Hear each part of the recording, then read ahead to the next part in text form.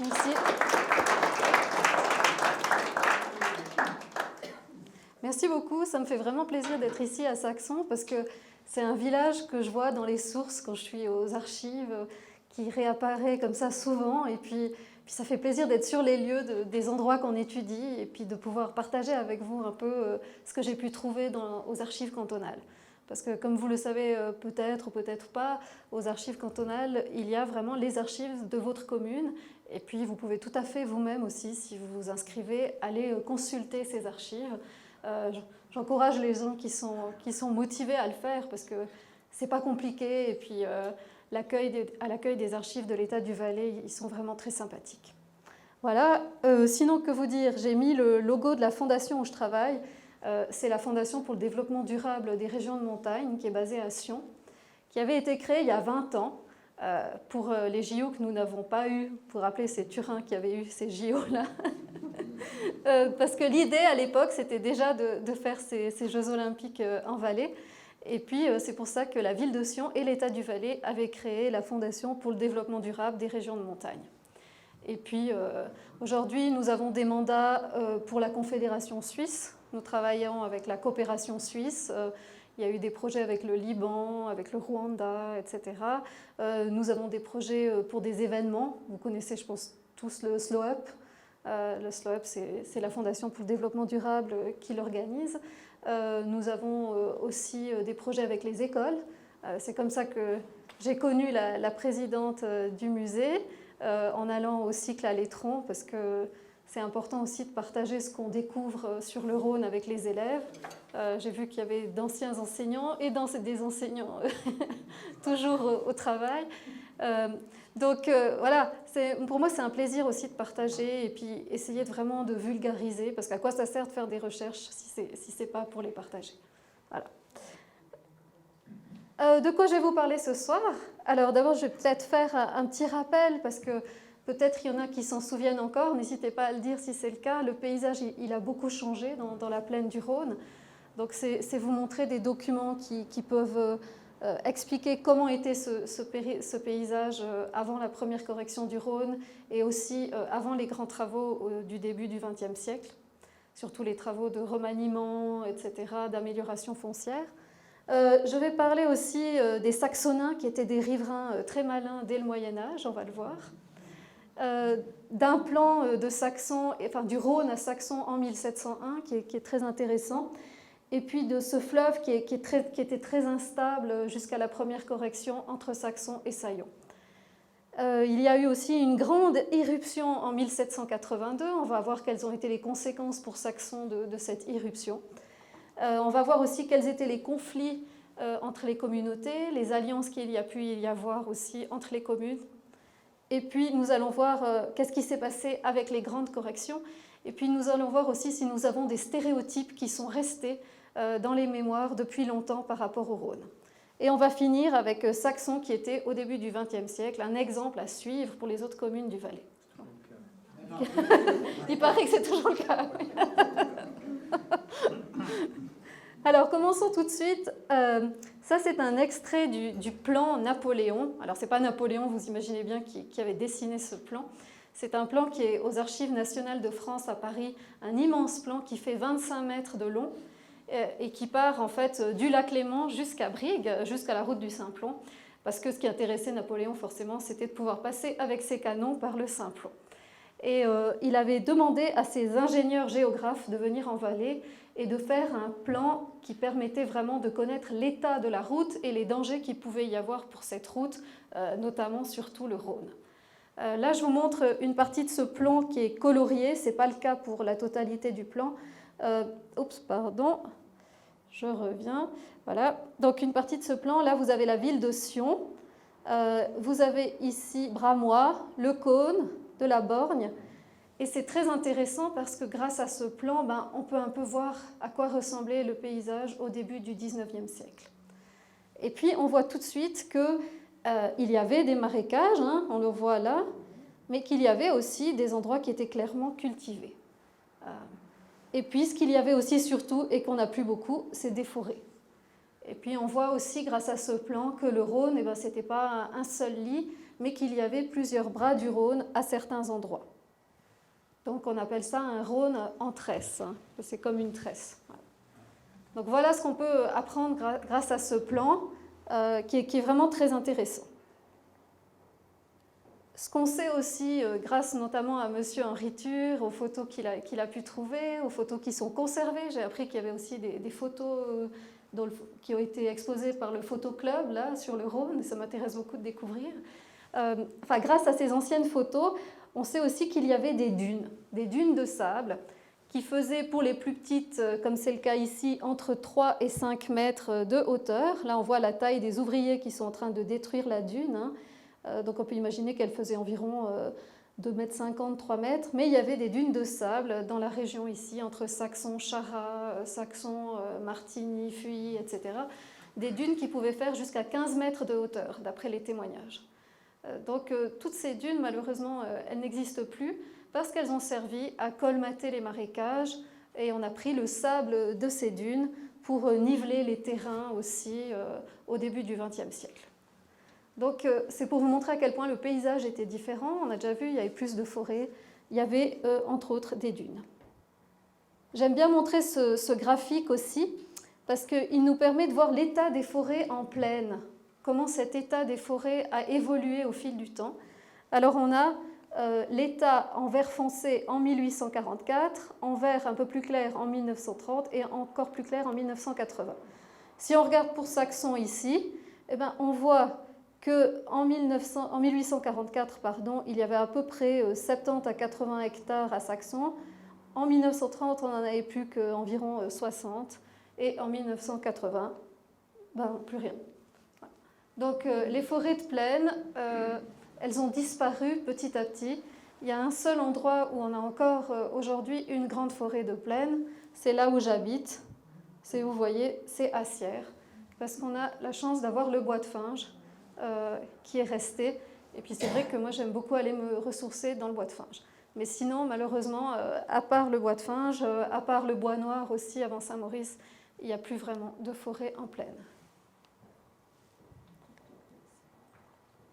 Voilà, ça c'était un peu pour qu'on ait une idée de ce à quoi pouvait ressembler la plaine avant les grandes corrections.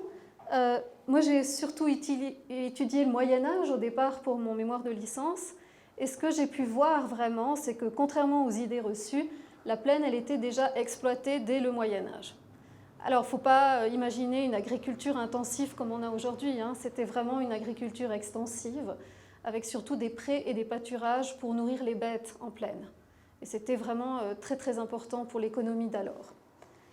C'est tellement exploité que dans les sources, on a tout le temps ce terme qui revient pour désigner les terrains de la plaine, c'est campagna. Campagna qui veut dire campagne en fait. On a aussi le terme champagne ou champagny qui revient.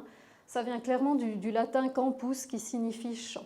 Et pour protéger ces terrains de la plaine, dès le Moyen-Âge, on a un endiguement partiel pour des secteurs choisis qui sont importants pour l'économie locale. Donc surtout des pâturages, des prés qui produisent beaucoup d'herbes. Donc pour protéger ces pâturages, ces prés, on construit des barrières. À l'époque, on n'appelle pas ça des digues. Et ces barrières, on les construit avec les moyens du bord, ce qu'on trouve à proximité du Rhône, c'est-à-dire des bois, des branchages, des pierres, du gravier, etc.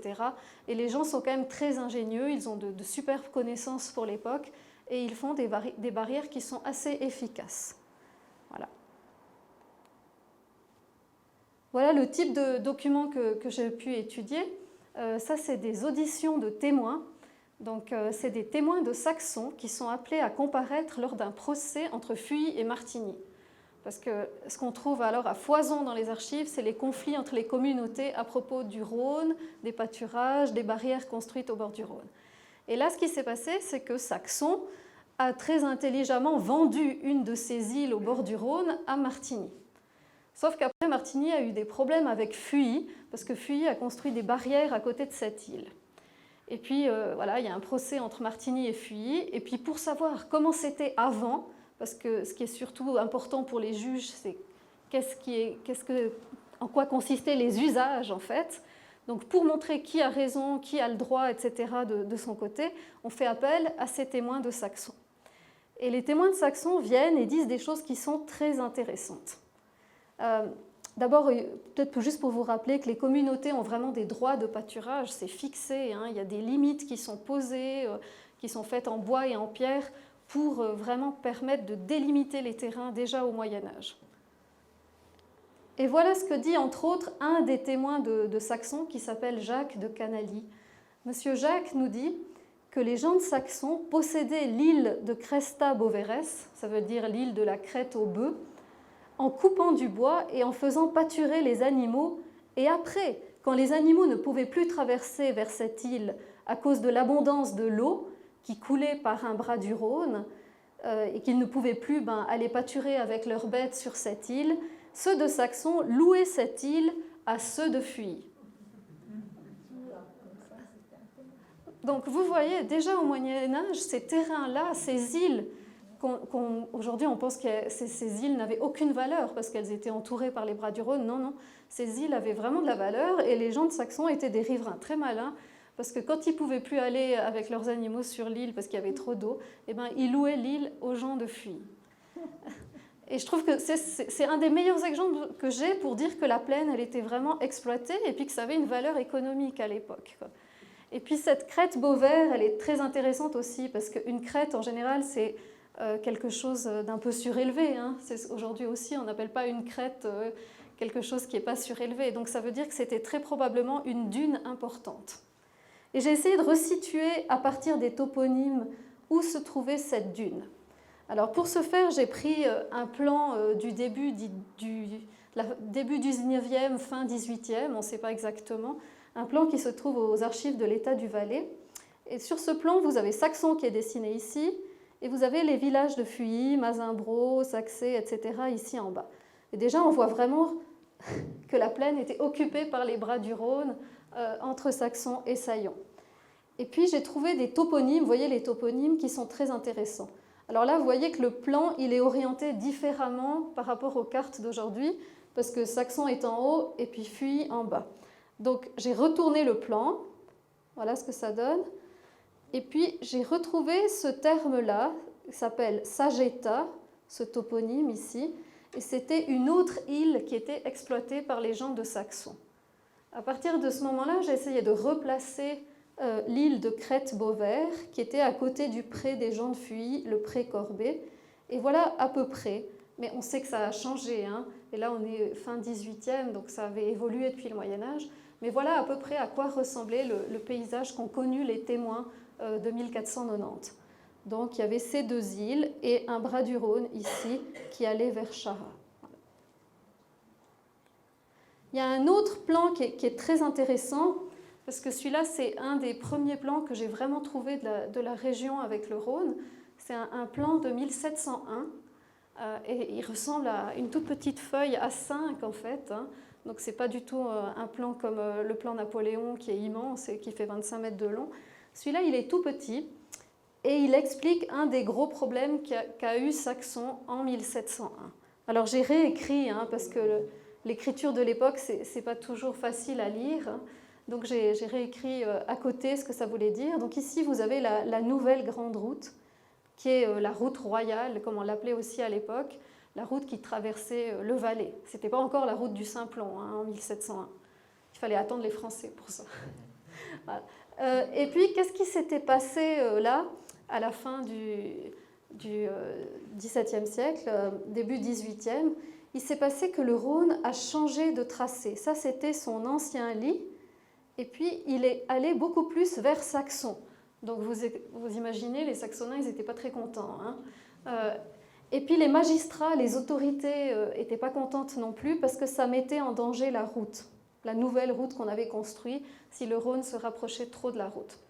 Donc les Saxonins qui étaient en conflit avec les gens de Saillon ont proposé aux autorités de remettre le Rhône dans son ancien lit.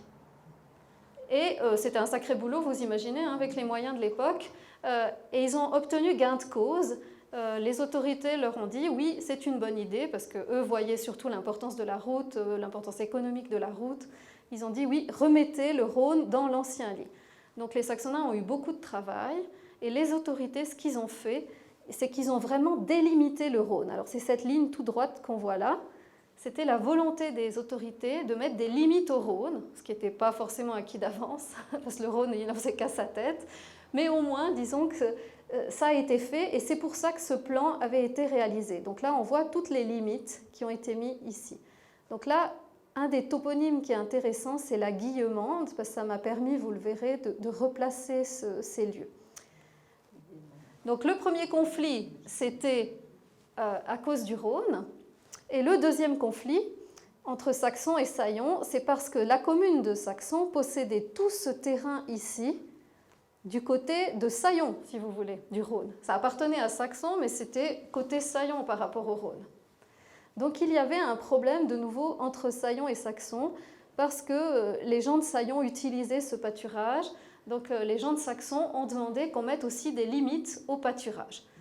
Et les deuxièmes limites qui ont été placées en 1702, c'est ces limites ici, ce quadrilatère, pour que les gens de Saillons n'aillent plus utiliser le pâturage de Saxons. Voilà. Donc vous voyez, c'était vraiment très codifié. Hein. Ça, c'est un petit plan qu'on trouve aussi aux archives de l'État du Valais. Pour voir à quoi ça ressemble aujourd'hui, j'ai utilisé le toponyme qui est ici, la Guillemande, et j'ai regardé sur le plan actuel ce que ça donne. Alors sur le plan actuel, vous avez la Guillemande ici, sauf qu'aujourd'hui, c'est le contraire. Hein. C'est que c'est Saillons qui a une partie de son terrain du côté saxon du Rhône. Donc on voit que ça a bien changé aujourd'hui. Hein. Bon, le lit du Rhône, il a été fixé lors de la première correction, hein, donc entre 1700 et cette version-là du Rhône, eh bien, il y a eu beaucoup de changements encore. Mais je trouve très intéressant de voir que finalement la zone pour laquelle les Saxonins se sont battus, c'est cette zone-là, voilà, qui est une zone assez importante aujourd'hui pour Saxons. Si on regarde ce que ça donne sur une orthophoto, ça c'est une orthophoto de 2016, on voit clairement ici ce qui appartient aux Saillonnins et ce qui appartient aux Saxonins. Voilà. Donc vous voyez que cette délimitation qui avait eu lieu en 1701, elle est toujours finalement, elle a toujours son utilité aujourd'hui. Hein. Ce qu'il faut savoir, c'est que le fleuve, il était vraiment instable entre Saillons et Saxons, qui a eu plusieurs tracés successifs du Rhône. Tout d'abord, jusqu'au Moyen-Âge, jusqu'au XVIe siècle, le Rhône était clairement contre les rochers de Saillons. Et puis après, il s'est déplacé, et comme on l'a vu sur le plan de 1701, le Rhône était plutôt du côté de Saxons. Voilà. Donc il faut savoir qu'il y a eu différents changements climatiques, entre autres le petit âge glaciaire, je ne sais pas si vous en avez entendu parler, mais ce sont des températures plus froides, des pluies plus violentes à partir du XIIIe, XIVe siècle, au XVe siècle encore plus, et au XVIe siècle encore plus. Et ce petit âge glaciaire a eu pour effet, avec ces pluies violentes, en fait, de déstabiliser les versants aussi, parce que les torrents amenaient beaucoup plus de sédiments, d'alluvions dans le Rhône, et ça avait un impact sur le Rhône qui avait tendance à changer de tracé à cause de tous ces alluvions qui arrivaient en plaine.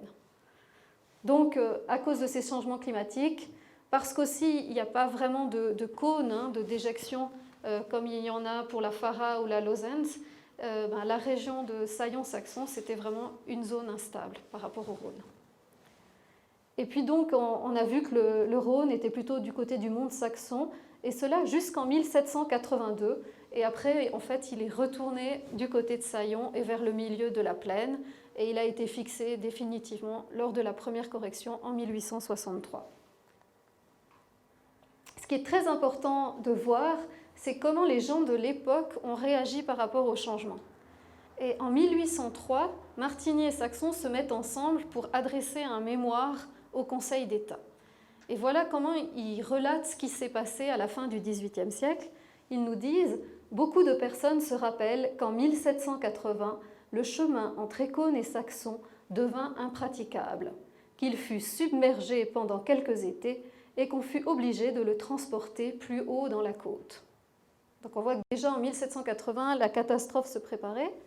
Et qu'est-ce qui s'est passé avec la grande irruption de 1782 ? Eh bien, ces témoins nous le disent. Le lit du Rhône était à cette époque de 1780 tellement élevé que les barrières ne servaient plus qu'à empêcher l'irruption, mais non la filtration. Rien ne put empêcher l'eau de traverser les barrières dès que son niveau fut au-dessus de celui des terres. Depuis longtemps, les communes riveraines jouaient pour ainsi dire à qui tiendrait le plus longtemps contre cet état violent. Enfin, Saillon succomba pendant l'été de 1782. Dès lors, le Rhône se jeta dans la partie la plus basse et il ravagea les campagnes de Saillon et il y est encore. Encore, c'est en 1803 donc. Alors, vous imaginez bien, Saillon, ça lui convenait pas trop. Saxon, ben, ça lui convenait plutôt, parce que voilà, le Rhône était repoussé de l'autre côté. Et qu'est-ce qui s'est passé à ce moment-là? C'est que, comme on le voit sur notre fameux plan de la fin du XVIIIe, début XIXe, les gens de Saillon ont essayé de construire des digues offensives, des éperons, comme on les appelait, pour repousser le Rhône côté saxon. Voilà. Donc, il y avait sans arrêt des conflits entre ces deux communes. À tel point qu'on a même qualifié la fin du XVIIIe, entre 1795 et 1798, d'interminables querelles. Parce que d'habitude, c'était réglé par une sentence, et puis ça allait quelques années, mais là, ça n'en finissait pas. C'était sans arrêt reporté, les tribunaux ne savaient pas trop que faire avec cette situation, et ça s'envenimait toujours plus entre Saxons et Saillons. Parce que qu'est-ce qui s'était passé? C'est que les hommes de Saxon avaient construit des barrières à la Guillemande. Parce qu'eux ne voulaient surtout pas que le Rhône retourne dans son ancien lit. Forcément, ça leur convenait, le nouveau lit. Hein. Par contre, Saillon et Létron, eux, ils voulaient plutôt le contraire. Alors, Saillon et Létron avaient bâti un éperon en amont. Et puis les hommes de Saxon disaient, bon, ben nous, on ne va pas détruire nos digues si vous ne détruisez pas votre éperon. Et puis le gouvernement, les juges dans tout ça, à un moment ils disaient qu'ils étaient pour Saxon, puis après ils disaient que non, ils étaient pour Saillon. Donc voilà, ça faisait que s'envenimer. Ça s'est tellement envenimé qu'il y a eu des violences entre les deux communes. Alors je ne sais pas exactement quelle violence il y a eu en 1797, mais tout ce que je sais, c'est qu'il y a eu des violences qui ont éclaté le 20 avril, parce que le gouvernement a écrit « Non mais là, il faut que vous vous calmez, hein, ça ne va pas, on est là pour vous aider à régler la situation. » Mais ils ne disent pas vraiment qu'est-ce qui s'est passé. Mais on en est arrivé aux mains entre les deux communes en 1797, ça c'est sûr. Et puis, en fait, le gros problème là-dedans, dans tout ça, c'est que les communautés, elles se ruinaient en frais de procédure.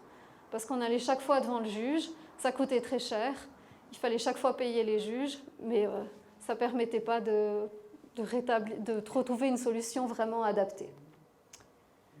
Alors, qu'est-ce qui se passe? C'est que finalement, en 1803, Saxon et Martigny se rendent compte qu'il faut arrêter avec ces ruineuses procédures qui ne servent à rien, et ils écrivent ce fameux mémoire au Conseil d'État, et c'est clairement une alliance entre Saxon et Martigny.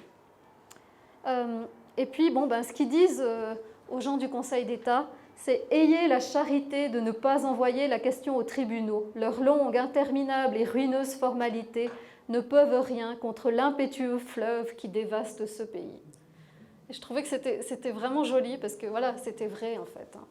Ça ne permettait pas de trouver un accord. Et grâce à leur mémoire, un accord va être trouvé entre Ried et Martigny, et toutes les communes vont être d'accord. Et ce sera vraiment une avancée. Parce que même si cet accord il ne va pas être appliqué, parce qu'après Fuy se rend compte que finalement ce n'est pas trop à son avantage, qu'ils n'ont pas les moyens, etc.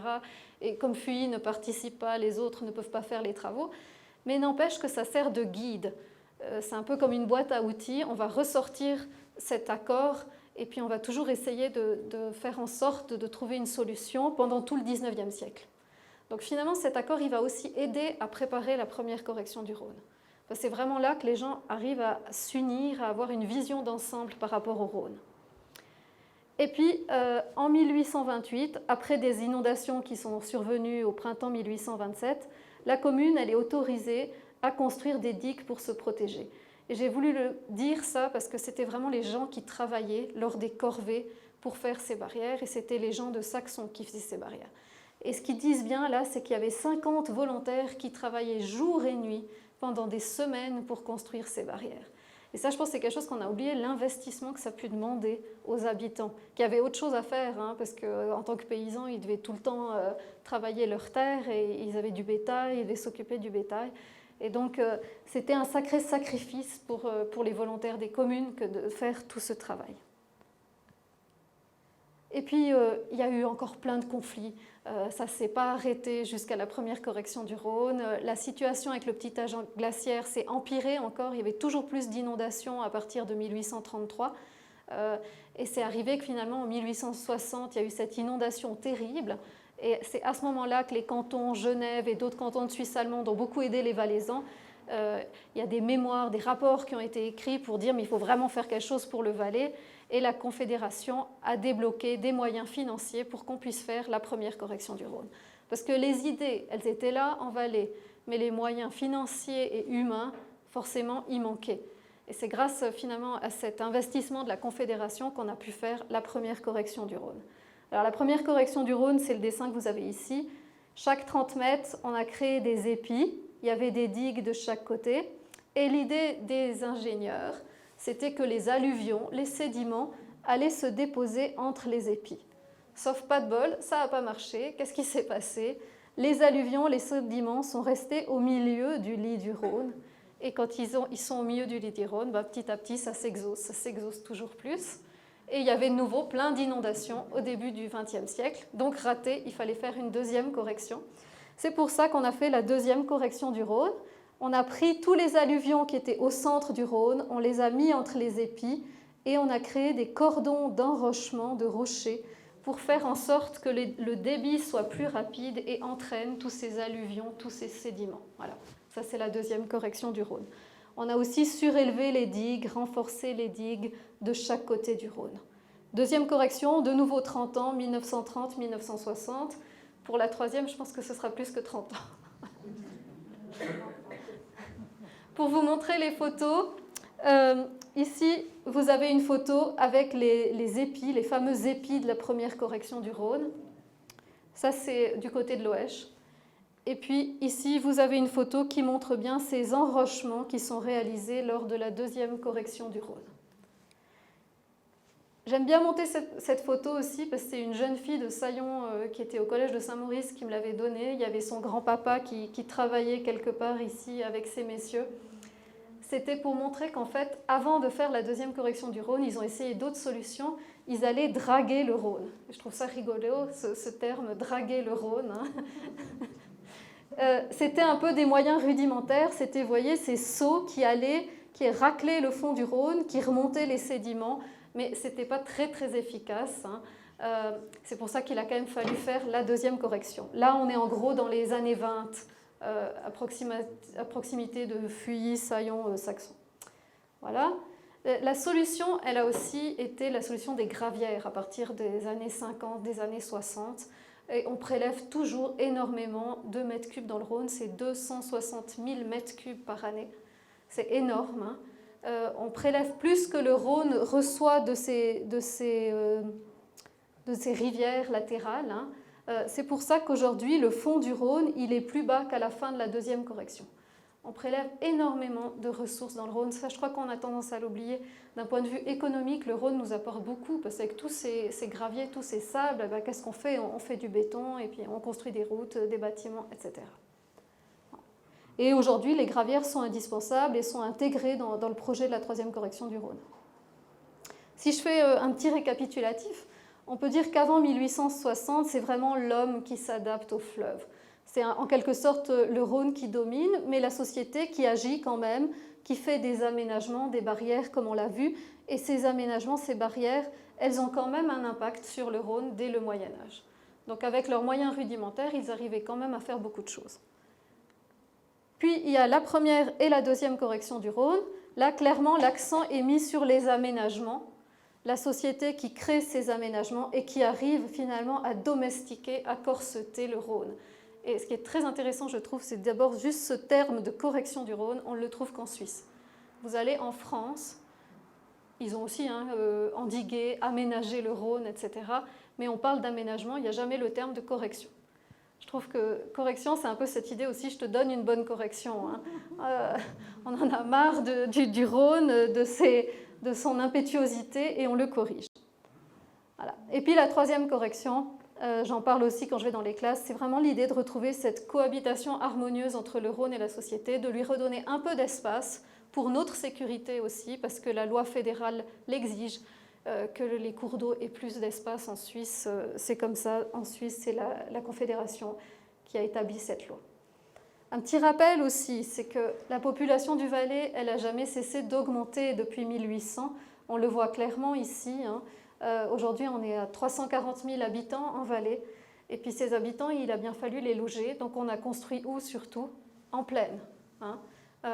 Et il y a eu vraiment la volonté de faire une espèce de colonisation intérieure, comme disait Maurice Troyer, pour que les habitants des montagnes, qui n'arrivaient pas à survivre avec les ressources données par les montagnes, trouvent des ressources en plaine. Et c'est pour ça qu'il fallait absolument développer l'agriculture en plaine. Et j'aime bien montrer des anciennes photos, parce que on voit clairement qu'en 1900, à Saxon, les habitations, elles n'approchaient pas trop du Rhône. Les gens, ils restaient plutôt contre le mont, protégés par le mont, et c'était partout ailleurs comme ça, parce que forcément, on avait encore peur du Rhône. Et puis, petit à petit, comme on avait domestiqué ce Rhône, comme on l'avait corrigé, on a eu de moins en moins peur du Rhône. La dernière fois qu'on a eu très peur du Rhône, c'est en 2000, et avant 2000, c'était en 1948. 1948 à Chara, je trouve cette photo magnifique. Elle est à la médiathèque Vallée à Martigny, où on voit ces gens qui sont sur une barque. Donc 1948, c'était la dernière grande inondation avant 2000. Mais ça veut dire que pendant toute cette période, les gens ils se sont crus en sécurité derrière la digue et on a construit de plus en plus à proximité du Rhône. Voilà. Et puis en 2000, on a vu que il fallait qu'on fasse à nouveau attention. Et puis on s'est dit qu'il fallait qu'on fasse une troisième correction. Voilà. Je remonte le plan là que je vous avais montré au début des extraits. C'est ce plan qui va donc de Ried-Létron à Branson ici. Le pont de Branson est là et on voit comment était le Rhône à la fin du XVIIIe siècle, début XIXe siècle. Et puis là, je vous ai préparé un petit exercice parce que, voilà, pas que ce soit toujours moi qui parle. Alors je vais vous distribuer des cartes. Et puis, vous allez juste essayer, c'est pas grand-chose en fait, c'est un petit exercice que je fais souvent dans les classes et qui marche assez bien, c'est de comparer la situation entre 1840 et 1920. Alors, je vous rends juste attentif, je vais vous donner tout de suite les cartes, au fait qu'en 1840, les vignes ne sont pas dessinées. Ça ne veut pas dire qu'en 1840, il n'y avait pas de vignes. Ça veut juste dire qu'à l'époque, les géographes ne dessinaient pas les vignes, parce qu'il faut croire qu'elles n'avaient pas encore une très grande importance, comme ce fut le cas par après. Mais ce que je vous demande de regarder, c'est un peu tout ce qui est expliqué ici, les zones bâties, le réseau hydrographique surtout, et les zones humides. Et je vous laisse juste quelques minutes, je vous distribue pour regarder ça, et puis après, on va voir ensemble qu'est-ce qui a changé en fait. Qu'est-ce qui se passe dans deux zones surtout? La zone ici, Fuy, la zone ici, Saxon, et puis la zone ici, Ried. Vous voyez, si je fais comme ça,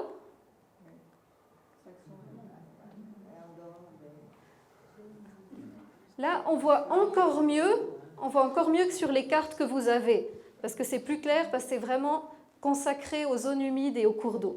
Mais si on regarde justement la zone ici, du côté de la Sarva, si on regarde ici à Ried où il n'y a rien du tout comme zone humide, si on regarde ici à Saxon, il n'y a rien du tout comme zone humide, et puis qu'on regarde ici après, qu'est-ce qui se passe entre 1880 et 1920, on voit que les zones humides, dans certains endroits où il n'y avait rien du tout, elles ont augmenté. Alors, parallèlement, il y a d'autres zones humides qui ont disparu, mais c'est très intéressant de voir qu'à certains endroits, des zones humides ont augmenté. Alors, comment on l'explique, ça? Est-ce que vous avez une idée? En gros, c'est avant et après la première correction. Qu'est-ce qui s'est passé? C'est que comme on a construit des digues des deux côtés du Rhône, à un moment donné, toutes les eaux d'infiltration, de ruissellement, de pluie, des petits cours d'eau, etc., toutes ces eaux, elles n'arrivaient plus à retourner au Rhône à cause des digues. Donc, elles se sont accumulées à certains endroits où il n'y avait absolument pas de marécage avant. Et ça, c'est très clair justement dans ces zones-là où on voit rien. On voit ici, il n'y a rien, là, il n'y a rien. Ici, à Ried, il y avait de très beaux jardins dans les années 1840-1880. Et tout à coup, ces jardins se sont transformés en zones humides. Ici, il y a eu la grande gouille de la Sarva. Et puis ici, du côté de Saxon, il y a ces petites zones humides qui se sont créées. Les îles qui existent encore. Voilà, les îles, oui. Mais ces îles, avant, eh ben, il n'y avait pas de zone humide, en fait. Donc c'est ça qui...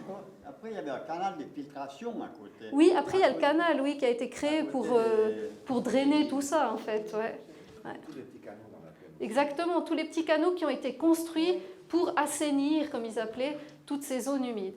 Mais en fait, ce qui est très intéressant, c'est que qu'est-ce qui est resté en mémoire quand on parle d'une plaine marécageuse? Ce qui est resté en mémoire, c'est la situation de 1880-1920, quand les zones humides ont augmenté après la première correction du Rhône. Et c'est ce qui a créé ce stéréotype d'une plaine marécageuse qu'on a toujours, en fait. Alors, ça ne veut pas dire qu'il n'y avait pas de marécage avant, on l'a vu, mais on a vu que dès le Moyen-Âge, la plaine était exploitée et qu'elle était cultivée dans plein d'endroits. Donc c'est très intéressant de se dire que finalement la mémoire, ce n'est pas l'histoire, que ce qu'on garde en mémoire, des fois, ce serait un peu comme on dit maintenant des fake news ou des stéréotypes, hein, et que finalement, ça ne veut pas dire que ça a toujours été comme ça. Vous voyez ? Donc c'est ça que j'aime bien avec cette carte, c'est qu'elle nous montre, ces deux cartes, je veux dire, elles nous montrent vraiment ça. Voilà. Qu'il y a eu une augmentation des zones humides après la première correction du Rhône. Et d'ailleurs, quand on regarde le plan du chemin de fer qui avait été fait entre 1835 et 1850, ah oui, c'est celui-là que vous avez au musée, il paraît, oui.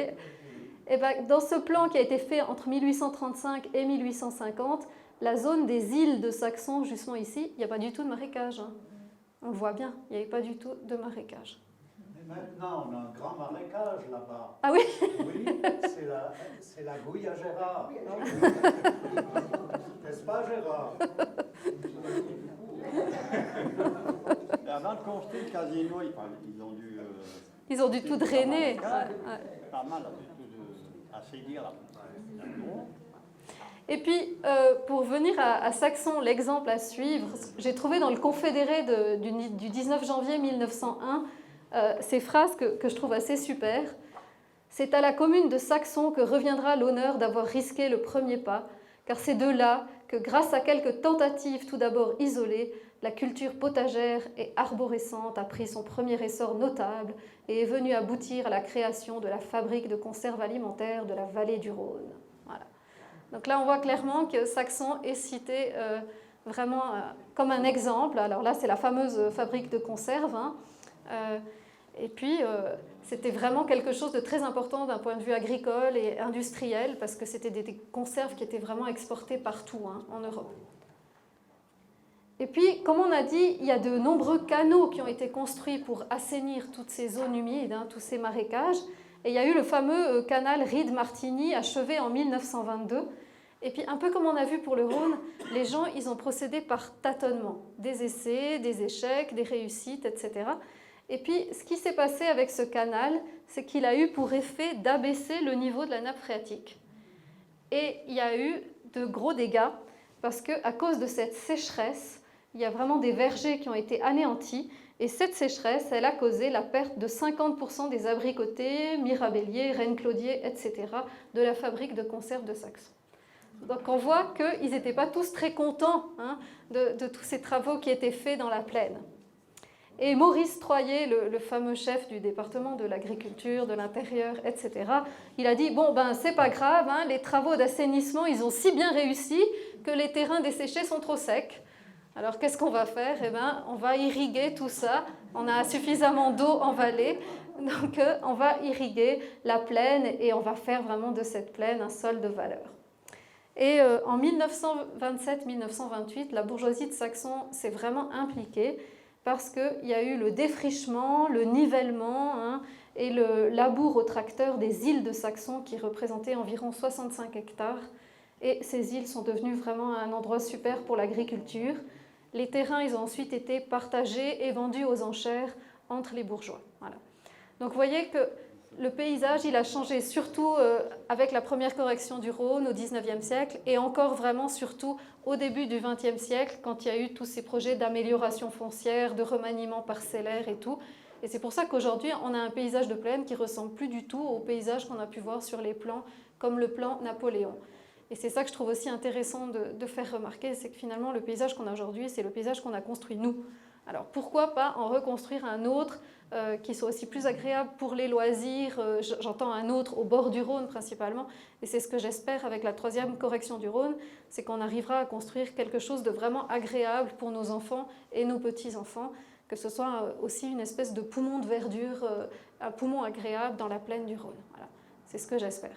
Après, je comprends que ce ne soit pas tout simple avec la 3e correction, il y a beaucoup d'intérêts et tout qu'il faut concilier, mais on a vu que les intérêts à concilier, il y en a eu tout le temps avec le Rhône. Je vous remercie pour votre participation et votre attention. Si vous avez des questions, je suis disponible.